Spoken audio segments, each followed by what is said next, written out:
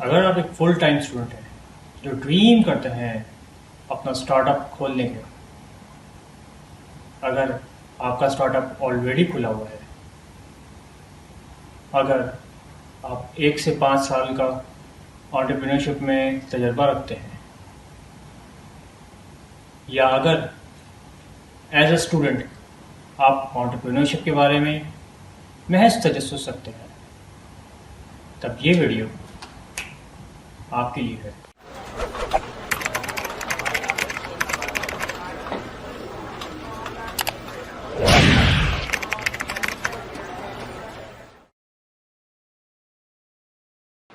बिस्मिल्लाहिर्रहमानिर्रहीम। ये वीडियो हमारे नए सेगमेंट एंटरप्रेन्योरशिप से बिलोंग करती है। बेसिकली एम्प्लॉयबिलिटी जिससे हमने अपने पिछले सेगमेंट एम्प्लॉयबिलिटी का आगाज़ किया, उसकी दो बड़े बड़े उसके चश्मे। पहला आपका एम्प्लॉयमेंट की तरफ जाता है, आपको जॉब मार्केट की तरफ लेके निकलता है। दूसरा रास्ता उसका आपको ख़ुद से काम या सेल्फ एम्प्लॉयड या फिर एंटरप्रेन्योरशिप की तरफ लेके निकलता है। अच्छा, मैंने अपनी सबसे पहली वीडियो में प्री कंडीशंस के बारे में बात की थी। मैंने उसमें प्री कंडीशंस को कभी एक्सप्लेन नहीं किया। आइए आज समझते हैं कि प्री कंडीशंस होती क्या हैं। Pre conditions are basically things to do before something। इसकी यानी कि क्या कहा जाए तो things which you have to do before becoming or happening of something। इसकी मिसाल कुछ इस तरह से ली जा सकती है कि सपोज़ कि अगर देखा जाए तो मैरिज की प्री कंडीशन सिंपली है, आप 18 ईयर्स के एंड अबव हो, आपका एक बरसरे रोज़गार हो, और अब मज़ीद उसमें प्री कंडीशंस का इजाफा किया जा सकता है on the basis of ethnicity and background. इसके अलावा प्रैक्टिकल लाइफ में भी हमें इसकी बहुत सारी मिसालें मिलती हैं। ये एक बहुत अहम प्रैक्टिकल लाइफ का रूल है। सिटीज़न ऑफ पाकिस्तान बनने से के लिए आपको CNIC की ज़रूरत होती है। CNIC आपका तब बनता है जब आप 18 ईयर्स के होते हैं। ये बेसिकली सिटीज़न ऑफ पाकिस्तान बनने की प्री कंडीशन है। इसी तरह अगर आप एक्टिव टैक्स पेयर बनना चाहते हैं तो उसके लिए प्री कंडीशन है कि आपका बरसरे रोज़गार हो, आपकी सोर्स ऑफ इनकम हो। ये आपकी प्रैक्टिकल लाइफ की एक और मिसाल है प्री कंडीशन की। तो इसी हवाले से क्या एंटरप्रेन्योरशिप की प्री कंडीशन हो सकती हैं? ज़रूर हो सकती हैं। आज हम उन्हीं पे बात करने जा रहे हैं। सबसे पहली चीज़, एंटरप्रेन्योरशिप में कदम रखते वक्त जो अहम है, जो 10 चीज़ें इस वक्त अहम हैं, उनमें से सबसे पहली है सेल्फ मोटिवेट करना अपने। इसकी मैं मिसाल लूँगा क्रिकेटर से। मिसबाह-उल हक द क्रिकेटर 2002 में न्यूजीलैंड टूर के लिए सिलेक्ट हुए थे मोइन खान की कैप्टनसी में। फिर उसके बाद ड्रॉप कर दिए गए।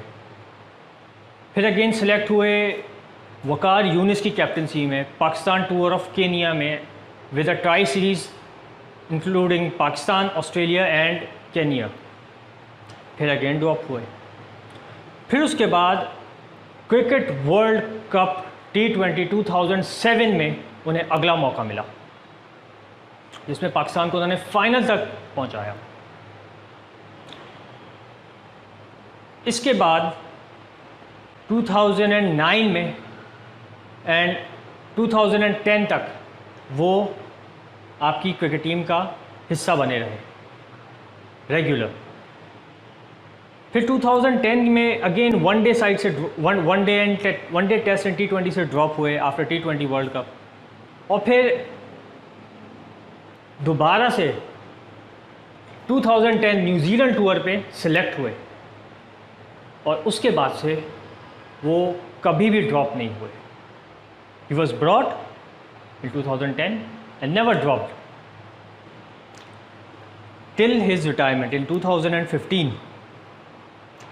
ये एक मिसाल है एक बंदे की कि वो सेल्फ मोटिवेट रहता है, क्योंकि बिज़नेस के अंदर जब आप आते हैं तो आपको आपके पीछे ताली बजाने वाले नहीं होते हैं, ओके गुड वर्क। बिज़नेस में आते हैं तो लोग बिल्कुल उलट रवैया होता है, वो आपके लूप होल्स निकालते हैं, आपकी डेफिशिएंसीज़ को पॉइंट आउट करते हैं। तो आपके लिए बड़ा मुश्किल होता है कि आप अपने आप को ऑन कोर्स रहें, अपने मिशन पे, अपने विजन पे डटे रहें, और अनएक्सपेक्टेड थिंग्स हो जाती हैं। जैसा कि अभी मैंने मिसाल में मिसबाह हक की मिसाल सामने है, कॉन्स्टेंटली वो drop in out in out in out in out होते रहे, मगर वो उन्होंने अपने करियर को किसी भी टाइम पे खैरबाद नहीं किया। तो एंटरप्रेन्योर के लिए भी इसमें यही सबक है कि जो लोग आप में से नए एंटरप्रेन्योर बनना चाहिए, सबसे अहम उनके लिए यही है कि वो अपने आप को सेल्फ मोटिवेट करके रखें, क्योंकि चीज़ें आपके प्लान के मुताबिक नहीं चलती हैं हर दफ़ा। अगला step, save save save. Frankly अगर आप एक 10 ईयर्स 15 ईयर्स से एम्प्लॉयमेंट में हैं और अब आपने डिसाइड कर लिया है कि अब आप मूव करना चाह रहे हैं अपने बिज़नेस की तरफ, तो आपके पास एक अच्छा बैंक बैलेंस होना चाहिए। बेसिकली कैश रिजर्व्स आपके जो हैं वो आपको एंटरप्रेन्योरशिप के 2 साल 3 साल 4 साल आपको इन मुश्किल समंदरों से गुजार देते हैं। तो इसलिए ज़रूरी है कि आपका कैश रिज़र्व मुसलसल, आपका कैश रिज़र्व जो है वो आपका कैश स्पेशली एम्प्लॉयमेंट पीरियड का वो आपका एक अच्छा हेल्दी लेवल पे बिल्डअप हो। माई सेल्फ मैं जब AFF में था तब मैं सेव कर रहा था अपने पैसे, जब मैं PwC में गया तब भी मैं अपने पैसे सेव करता रहा, एंड यूँ मुझे चांस मिला कि मैं जब अपना बिज़नेस स्टार्ट करूं तो मैंने अपना ऑफिस लेने के लिए मेरे पास उस वक्त कैश रिज़र्व था। नंबर 3, लर्न हाउ टू सेल। इसका सबसे आसान मतलब ये है कि किसी भी कॉन्वर्जेशन जो आपकी रोज़मर्रा की बेसिस पे आपकी लोगों से होती है, थर्ड पार्टी से होती है, स्पेशली इसमें कंसर्न बेसिकली थर्ड पार्टीज़ हैं, उनसे जो आपकी कॉन्वर्जेशन है वो मोस्टली आपकी जो है वो मोनोलॉग होती है या वेरी सरफेस लेवल होती है। तो ज़रूरी ये चीज़ ये है, लर्निंग हाउ टू सेल से मुराद मेरी ये है कि आपको ये हुनर होना चाहिए कि आप में ये हुनर होना चाहिए कि आप एक मोनोलॉग कॉन्वर्जेशन को जिसमें सिर्फ आप ऑन द सरफेस इंटरेक्ट कर रहे हो, आप उसे कॉन्वर्जेशन में लेकर जाएं, एक रिस्पॉन्सिवनेस में लेकर जाएं, और एक उससे आगे एक मीनिंगफुल कॉन्वर्जेशन में लेकर जाएं। तो सेलिंग बेसिकली जब स्टार्ट हुई तो सेलिंग वाज ऑल अबाउट के going to strangers and making them to buy your product. अब ऐसा नहीं है। Selling is basically moving from a monologue to a conversation and from conversation to a meaningful conversation. उसी से हमारा अगला point बनता है हाउ टू नेटवर्क। इस पर मैंने अपनी पिछली वीडियो में इस पर मैं वीडियो भी बना चुका हूँ, हाउ टू नेटवर्क। ये basically all about human relationships है, और एज अ बिजनेसमैन आपके नेटवर्क्स आपकी नेट वर्थ डिफाइन करते हैं। इट्स ऑल अबाउट के हु नोज़ हु, कौन किस किस को जानता है, कौन किस किस को जानता है, ये सब आपको पता होना चाहिए। और यहाँ पे मैं एक स्टेप आगे भी जाऊँगा, आपको अपनी एक मास्टरमाइंड लिस्ट होनी चाहिए आपके पास। ये वो आपके 4-5 कॉन्टैक्ट्स होते हैं जिनसे आप अपनी सबसे प्राइवेट कॉन्वर्जेशंस करते हैं, अपनी सबसे सेंसिटिव कॉन्वर्जेशंस करते हैं। तो अगर आप एक एंटरप्रेन्योर हैं और ये वीडियो वॉच कर रहे हैं तो आपके लिए लाजमी है कि आप अपना एक मास्टरमाइंड ग्रुप आपका या तो हो पहले से है तो उसको एक जगह अपने पास आइडेंटिफाई करें, और अगर आपने नहीं बनाया है तो उसको तो ये चीज़ आपको जानना ज़रूरी है कि कौन से ऐसे लोग आपके आपके आपके क्लोज सर्कल में हैं जिनके साथ आप बैठ के कोई भी कॉन्वर्जेशन कर सकते हैं, चाहे कितना ही सेंसिटिव टॉपिक क्यों ना हो, क्योंकि नेटवर्क्स आपको इंटेल प्रोवाइड करते हैं। नेटवर्क्स आपको लॉजिस्टिक्स के ओवरकम करने का मौका देते हैं। तो ये तो हो गई नेटवर्क एंड बिल्ड रिलेशनशिप्स। अगला पॉइंट इसमें है वर्क फॉर एन एंटरप्रेन्योर। अच्छा, ये नेटवर्किंग से ही बनता है, क्योंकि आपको अपने क्लोज कहीं नेटवर्क में ही कोई ना कोई वे आउटलेट मिलेगा। जब अगर आप एम्प्लॉयमेंट से एंटरप्रेन्योरशिप की कैपेसिटी में आना चाह रहे हैं तो कोई ना कोई आपको आपके अपना नेटवर्क ही बताएगा कि ओके आई नो यार, मैं जानता हूँ कि वो मेरे पुराने ऑफिस के दोस्त थे, वो मेरे रिश्तेदार हैं, वो तुम्हारे साथ वो यही काम करना चाह रहे हैं, तुम उनसे एक बार मिल लो।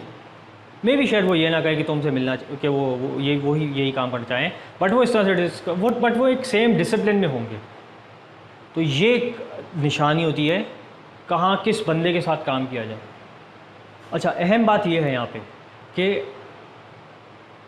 काम करने वाली जो पर्सनैलिटी हो वो कैसी हो।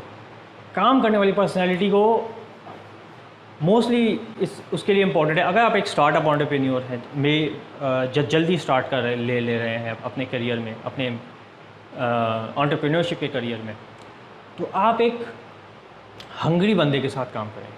आप एक ऐसे बंदे के साथ काम करें जो पीक पे जा रहा हो, एक ऐसे बंदे के साथ नहीं जो कि अब जिसकी पीक आ गई, अब वो ढलान की तरफ जा रहा है। अहम बात यह है कि किसी ऐसे बंदे के साथ काम करें जो अभी खपती हुआ हो कि उसको एक बड़ा नाम बनना है, ताकि क्योंकि वहाँ पे आप सबसे ज़्यादा सीखते हैं, वहाँ पे सबसे ज़्यादा एक्सपोजर मिलता है। और एक इसमें ज़रूरी चीज़ बेसिकली होती है कि आप उस बंदे से सीखोगे कि वो कैसे काम करता है, वो कैसे लोगों से डील करता है, वो कैसे अपने मसाइल को हल करता है, वो कैसे अपनी ऑब्स्टिकल्स को ओवरकम करता है। क्योंकि ये सेम ऑब्स्टिकल्स जिनका मैंने अभी सेल्फ मोटिवेशन में जिक्र किया था, वो सारे मसाइल वो उसकी ज़िंदगी में भी आ रहे होते हैं या वो गुजर चुका होता है उनसे। तो work for an entrepreneur. So work for some entrepreneur, and if you are already working for some entrepreneur, then you are very lucky. Okay, next up, build a formidable work ethic. अगर आप एक नए startup entrepreneur हैं तो, और आपकी as भी, और आपकी ना आपकी एज ज़्यादा है, ना आपकी अभी शादी हुई है, frankly there are no responsibilities at the moment. तो ज़रूरी चीज़ ये है कि आप अपना ज़्यादा से ज़्यादा टाइम अपने ऑफिस को डेडिकेट करें, अपना ज़्यादा से ज़्यादा टाइम बुक्स रीड करने में या यूट्यूब की वीडियोस पे गुजारें, क्योंकि अब यूट्यूब पे हज़ारों तरह के जो है वो एजुकेशनल इंफॉर्मेशनल कंटेंट आ रहा है और वो हर लाइन ऑफ वर्क से रिलेटेड है। मेरे पास एक्चुअली मैं सीडीज़ पे अपनी कुछ सीडीज़ मैंने बर्न करी थी, मुझे याद है थोड़ा, जब मैंने शुरुआत की थी। तो शुरू के 3 महीने मेरी प्रैक्टिस जब मैंने स्टार्ट की, तो उन 3 महीने में अपनी सीडीज़, अपनी गाड़ी में अपनी सीडीज़ रख के रोज़ाना वो सीडीज़ अपनी रास्ते में गाड़ी में आते हुए जाते हुए चलाया करता था। ये सारी वो सारी इन्फॉर्मेशन जो थी वो अब मेरे काम आ रही है, और उस वक्त वो मेरे काम आई थी, क्योंकि आप एक ऐसे इन्वायरमेंट में आ रहे हो जहाँ पे there is no one on top of you are your own boss. तो लोगों की एक्सपेक्टेशन या लोगों की जो एक आपके बारे में इम्पैक्ट बनेगा, या आपकी अपनी काम में एफिशिएंसी का दारोमदार जो है, वो टोटली आपकी अपनी इंटेलेक्ट, आपकी अपनी कैपेबिलिटी, आपके अपने टैलेंट के ऊपर है। और टैलेंट तभी बढ़ेगा आपका जब आप अपने आप को इन्वेस्ट करेंगे इन पर्सनल डेवलपमेंट में, या आप अपने ऊपर कुछ सेल्फ इन्वेस्ट करेंगे, या आप जैसे आप कोई एक अच्छा कीमती आपने एक कोर्स कर लिया हो।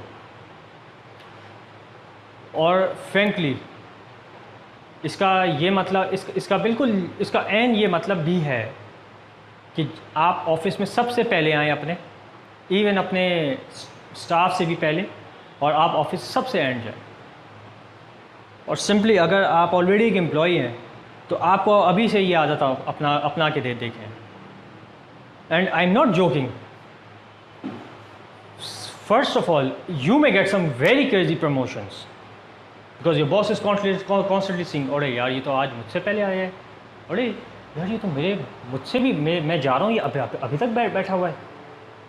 मतलब it's all about your commitment to your job if you are an employee and to your business if you are an entrepreneur. So 70-80 hours of week काम करना आपके लिए एक नॉर्मेलिटी हो, क्योंकि मोस्टली स्पीकिंग के आपके बहुत सारी दफ़ा ऐसा होगा कि आपके मसाइल जो हैं वो आपको उस वक्त तंग कर रहे होंगे जब आप काम को इख्तिताम कह देते हैं। ये उस वक्त होता है जब आप एक एम्प्लॉयमेंट में होते हैं।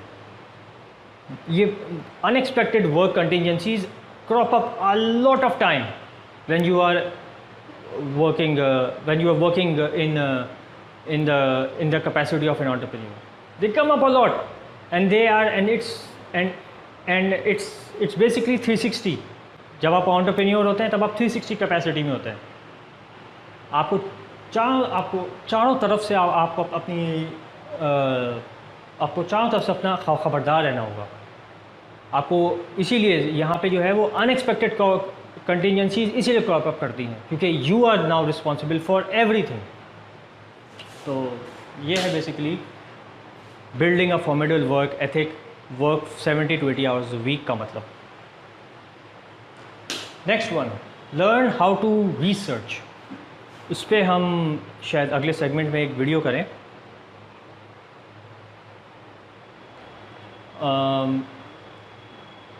बेसिकली रिसर्च करना ज़रूरी इस वजह से है कि अगर आप एक एंटरप्रेन्योर हैं तो आपको बहुत सारे डिसीजंस ऑन योर ओन लेने पड़ते हैं, और मोस्टली अगर रिसर्च किए गए होते हैं डिसीजंस पे तो आपका रिस्क कम होता है, रिटर्न बढ़ जाता है। इस पर हमें एक वीडियो बना लेनी चाहिए, नहीं एक वीडियो हमें इसके ऊपर बना लेनी चाहिए। और research is another important pre condition जो आपको आनी चाहिए कि किस तरीके से रिसर्च की जाती है। Number 8, build an audience. Frankly अगर आप अभी एम्प्लॉय हैं, आपके यकीनन कुछ ना कुछ सोशल मीडिया पे फॉलोअर्स हैं, आपको थोड़ी सी एक्स्ट्रा एफर्ट करनी पड़ेगी इनके मज़ीद नंबर्स में इजाफा करने में। अगर आपके सिर्फ फेसबुक या सोशल मीडिया पे ही रहते हैं तो आपको फ़िज़िकल डोमेन से आप थोड़े से दूर हो जाएंगे। अहम बात यह है कि आपके फॉलोअर्स हों जो कि आपको फ़िज़िकल प्रेजेंस को आपको ज़्यादा पसंद करते हैं। एक बड़ी कॉमेडिक एग्जाम्पल है इसकी।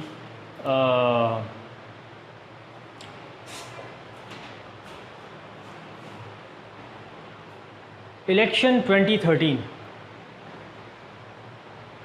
एक तरफ हैं नवाज़ शरीफ साहब, एक तरफ हैं इमरान खान साहब।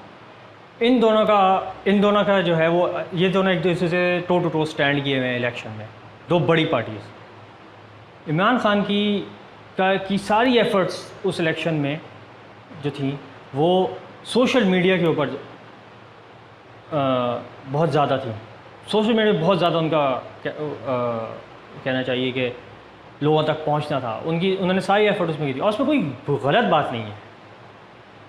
मगर सोशल मीडिया पे ज़्यादा होना और थोड़ा सा हो सकता है कि, और ये बेसिकली मेरा अपना तज्ज़िया है कि इमरान खान ने सोशल मीडिया पे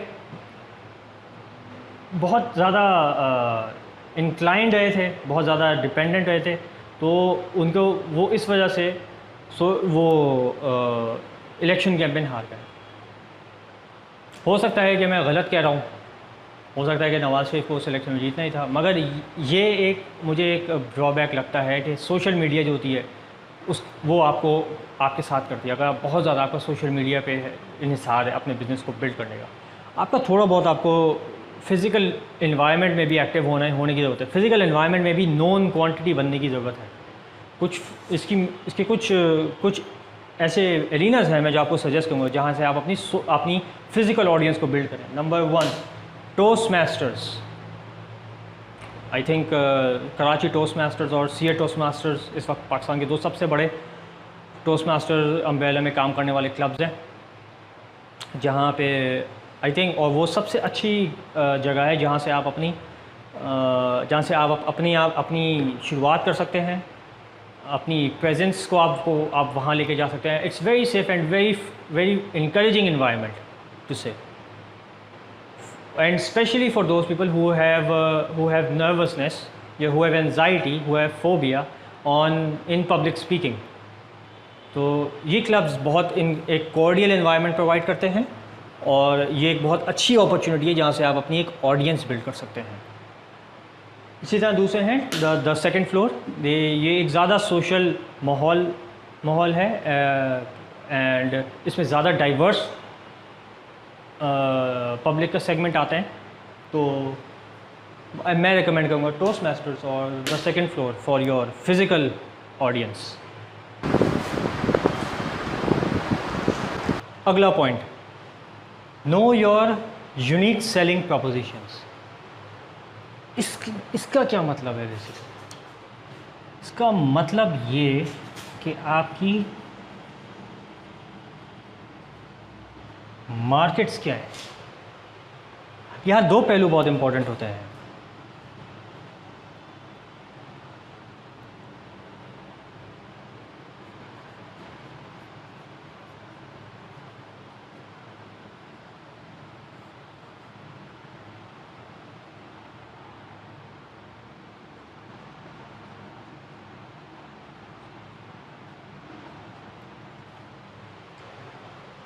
इंडस्ट्रीज़,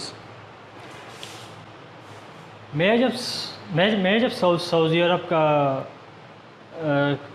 की ट्रिप लगी थी, तो मुझे याद है अभी भी कि इंटरव्यूअर ने मुझसे पूछा था कि आप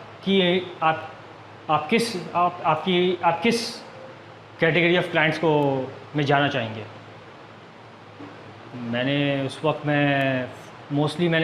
मेरा पिछले 3 साल मैंने फार्मास्यूटिकल कंपनीज़ को पे ज़्यादा काम किया था। तो नतीजा ये हुआ कि मुझे जब उनके सऊदी ऑफिस बुलाया गया तो मुझे क्लाइंट्स भी मुझे फार्मास्यूटिकल के मिले। पहला क्लाइंट मेरा नोवार्टिस सऊदीया था। ये बेसिकली आपकी स्ट्रेंथ, आपकी जो इंडस्ट्री है, आपकी क्या प्रेफरेंस है, कौन सी कैटेगरी ऑफ इंडस्ट्री को। मैं अपने मेरी वीडियो थी जिसमें मैंने कहा था how to give an interview, number 7 है आई थिंक। मैंने उसमें डिस्कस किया था कि मेरे जो हैं वो कि उसमें जो इंडस्ट्री लाइकनेस एक पहलू था, उसमें मैंने बताया था कि मैं फार्मास्यूटिकल इंडस्ट्री को बहुत पसंद करता हूँ।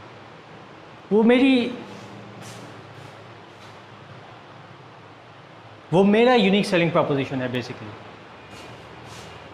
तो फार्मास्यूटिकल इंडस्ट्रीज़, NGOs या इसी तरह जो आपके आवाम को या पब्लिक सेक्शन या सोसाइटी के किसी हिस्से में कुछ प्रमोट करने के लिए जो ऑर्गेनाइजेशंस रवा दवा हैं यहाँ पे एक्टिव हैं, मैं उनके लिए मेरे बेसिकली वो मेरी प्रेफर्ड क्लाइंटेल है, वो मेरी नंबर 1 प्रेफरेंस है। तो यहाँ पे आपको ज़रूरी है कि आप एक स्टार्टअप बिजनेसमैन हैं, तो आपकी कौन सी इंडस्ट्रीज़ हैं ये आपको थोड़े से आपके एम्प्लॉयमेंट बैकग्राउंड में भी आके पता चलेगा।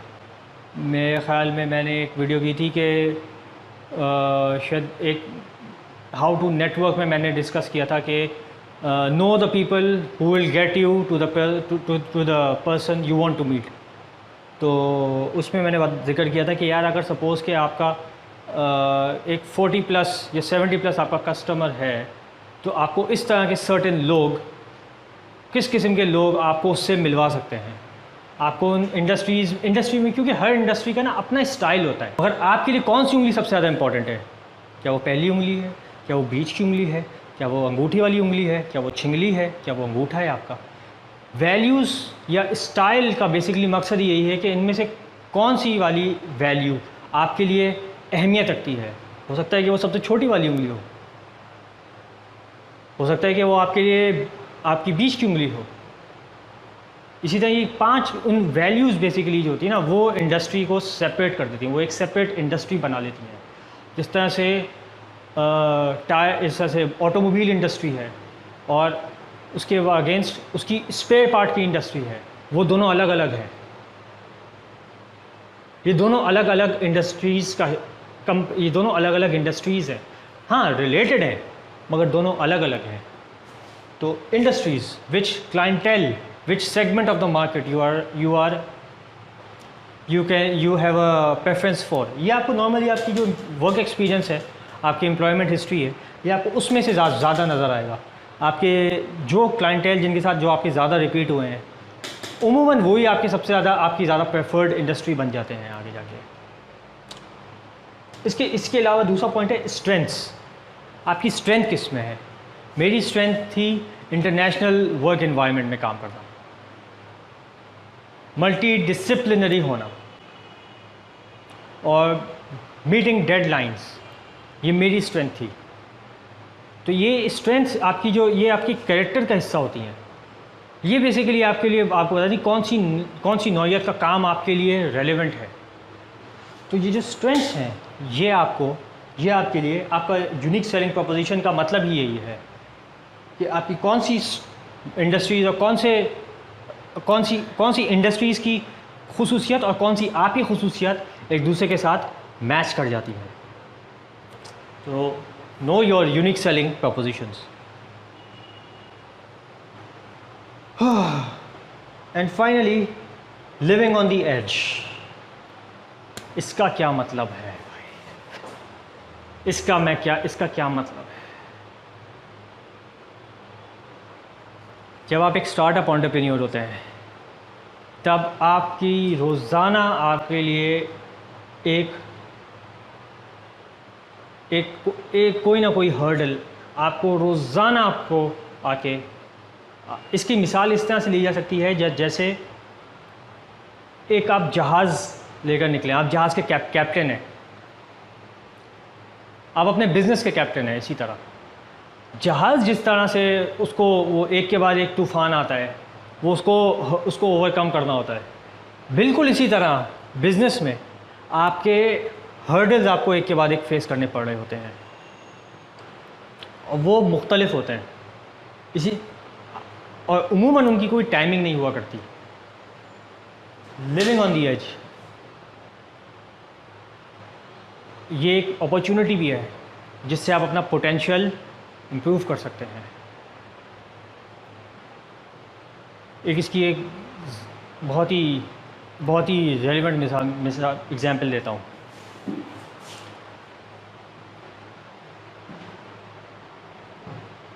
अभी शायद मेरे ख्याल में कौन सा वीक चल रहा है हमारा, वीक नंबर 16। ओके, बेसिकली हमने जब अपना चैनल लॉन्च किया था, तो इसके लिए मैंने अपने ऑर्गेनाइज़र से बात की थी कि मुझे एक स्टूडियो भी अरेंज करके दें। तो ये बात है जब मैंने अपनी पहली वीडियो शूट की थी, जब पहली वीडियो एयर हुई है, ये उस दिन का वाक़या है। मैं सुबह अपने ऑर्गेनाइज़र के पास पहुंच गया और हम दोनों मिलके अपनी जो स्टूडियो था उसकी जगह पे आ गए। मेरे ऑर्गेनाइज़र ने घंटी बजाई, तो बेसिकली घर का गार्ड जो था वो बाहर आया। वो वही गार्ड था जिससे ऑर्गेनाइज़र की पहले बात हुई भी थी। उस गार्ड ने हमें अंदर आने से मना कर दिया।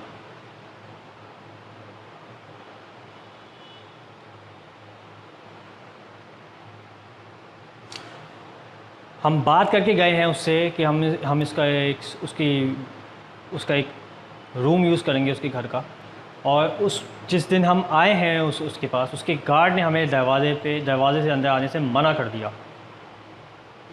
मेरे ऑर्गेनाइज़र मुझे कहा आप थोड़ी देर वेट कीजिए गाड़ी पे। तो मैं गाड़ी पे गया, गाड़ी पे मैं गया, जाके वेट कर लिया। थोड़ी देर बाद मेरा ऑर्गेनाइज़र आके कहता है कि यार जिनसे हमें ये बात हुई थी वो तो पाकिस्तान से जा चुके हैं। अब मैं उसकी शक्ल देख रहा हूँ कि ये हुआ क्या है हमारे साथ। तो मैंने कहा कि तो अब अभी कोई है वहाँ पे, हम उससे बात कर लेते हैं। कहता है हाँ मैं आपको बताता हूँ फिर। तो फिर वो दोबारा गया। अब उसके बाद तकरीबन 3 घंटे हो गए, फिर वो वापस आया, पूरा पसीने से तर हुआ। मैंने पूछा क्या बात है, खैरियत तो है? मुझे तबीयत उसकी ठीक नहीं लग रही थी। कहता है कि सर जिन साहब से मेरी बात हुई थी ये उनके भाई हैं, और ये हमें रूम देने के लिए में कोई दिलचस्पी नहीं रखते। अब मैं बताऊं, अब आप अंदाज़ा लगाएं उस वक्त मुझ पे क्या गुजर रही है। मैंने इसको स्टार्ट करना या एक चैनल को स्टार्ट करना, ये मेरा 8 महीने का मेरा होमवर्क था ये पूरा का पूरा। अब वो अचानक से जिस दिन हमारी पहली शूट होनी थी, पहली वीडियो, उस दिन ये एक अचानक से ये कंटिजेंसी जो है वो सामने आ गई। मैं उस वक्त मतलब मेरे लिए मैं उस वक्त मतलब ये एक मिसाल है कि लिविंग ऑन द एज का मतलब, और बेसिकली बताने का मकसद ही यही था कि जब आप बिज़नेस स्टार्टअप होता है आपका, तो इस तरह के अनएक्सपेक्टेड कंटिजेंसीज आपके लिए आती रहती हैं। ये तो मैंने एक मिसाल दी है कि किस तरह की कंटिजेंसी होती है, बट आपको उसके लिए रेडी रहना पड़ता है, क्योंकि इसी वजह से एंटरप्रेन्योरशिप में और एक एम्प्लॉयमेंट में फ़र्क ये है कि एम्प्लॉय में आपके सर के ऊपर कोई होता है, आपके ऊपर भी कोई मौजूद है जो आपको देख रहा हो, जो आपका ख्याल करता है। एंटरप्रेन्योरशिप में कोई नहीं होता आपके पास, आपके सिर्फ 360 डिग्री लोग होते हैं। फिर मुझे इसका सामना करना पड़ा होता था, और ये मैं इवन अब भी मैं इसका सामना कर ही रहा हूँ।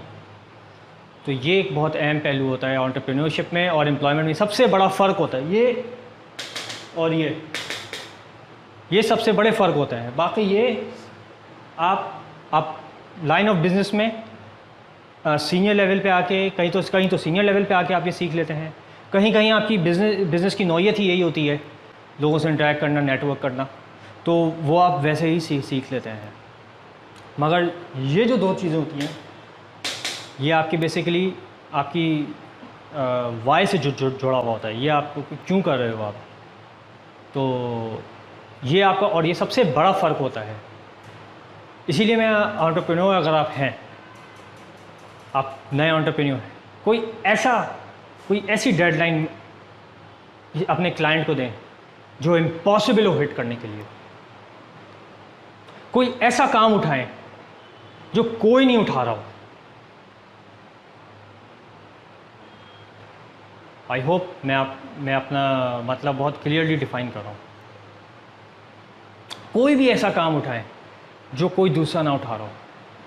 कोई ऐसी डेडलाइन पिक करें जो मीट करना इम्पॉसिबल हो, और तब आप अपनी क्लाइंट की नज़रों में, क्लाइंट की आंखों का तारा बनेंगे। और यही बेसिकली एंटरप्रेन्योरशिप का मतलब है। ये basically entrepreneurship, living the life of an entrepreneur, basically यही है। और ये ना जाने हमारे अब हमारे मुल्क में ना जाने कितने एंटरप्रेन्योर्स हैं जो इस तरह से रह रहे हैं, और अगर आप हैं और ऐसे रह रहे हैं दैन सलाम है आपको। तो अब थोड़े से इसके मतलब को समझते हैं। एंटरप्रेन्योरशिप होती क्या है? एंटरप्रेन्योरशिप बेसिकली उर्दू में क्या होती है? हमारे यहाँ अंग्रेज़ी के तो अब इतने अल्फाज आ गए हैं कि हम लोग अपनी मादी ज़बान से ज़्यादा अंग्रेज़ी ज़बान में अमीर हो चुके हैं। तो ज़रा ये देखते हैं एंटरप्रेन्योरशिप का मतलब क्या है। एंटरप्रेन्योरशिप का बेसिकली मतलब है कारखानेदारी, कारखाना चलाने वाला, कारखाना लगाने वाला। प्री कंडीशंस काफ़ी टेक्निकल टर्म है, लोग जो है वो उसको इवन कुछ लोग प्रोनाउंस करने में भी थोड़ी मुश्किल आती है। प्री कंडीशंस के मतलब है पेशी शराइत। तो ये था हमारी आज की वीडियो का मैसेज, और अपना बहुत बहुत ख्याल रखें और दुआ में याद रखें।